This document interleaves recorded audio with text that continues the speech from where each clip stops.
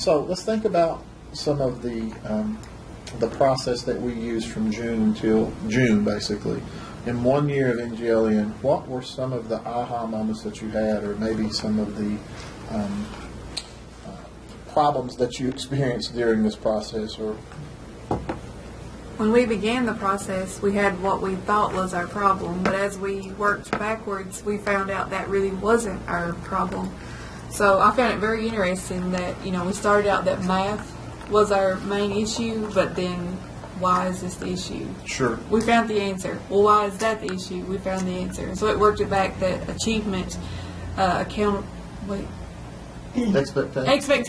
expectations for all was really the main issue that we were faced with. Sure. So the process of uncovering that was really important because it allowed a lot of learning to take place.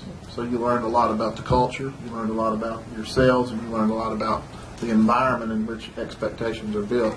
And so when we got into some other things like theory of change, and I know that was a really heavy lift cognitively to understand what are we really doing with theory of change and what does that mean. But to change a culture, you really just can't target that with technical fixes. You really got to be thinking about the adaptive. So it was deep and it was difficult. So what was some of your feelings about maybe the theory of change, or even leading up to the learning plan that we established? Short-term objectives, long-term objectives.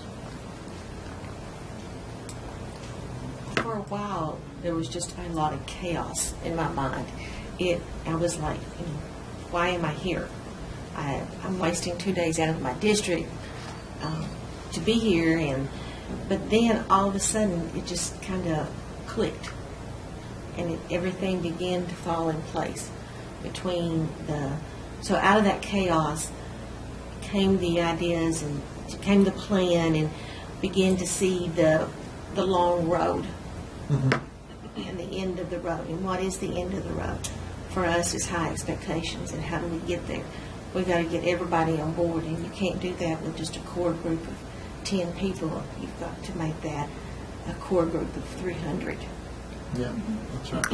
And even though we started out with an upside-down triangle, and everything kept coming back to the same point, high expectations, not necessarily for students only, but students, teachers, administrators. You have to get the community involved, not just the people in the school system. It was just all of us, even though we had a plethora of ideas, it all came back to that same final point. Sure. Mm-hmm. Yeah. Which was high expectations for everybody. Sure. So the learning plan that you guys looked at today, as far as how you're going to scale this out to everyone in the district, and we had some teacher leaders on board today. What's your feeling about the plan itself, and what's the perceived impact that this plan will have going forward? Are you confident? Are you excited about it, or you have any reservations about the plan? I think that at the beginning of our meeting today that teachers were, or teacher leaders were a little bit skeptical, and we're like, okay, what are we doing? What are we here for? But I think by the end of the day, they realized that everybody in the district, we just wanted to have a common goal to increase the expectations for students, teachers, and administrative staff, and everybody across the board, mm-hmm. and to just work towards student achievement as district as a whole, not as being competitive against schools, but overall it's one big district. Yeah, that's great.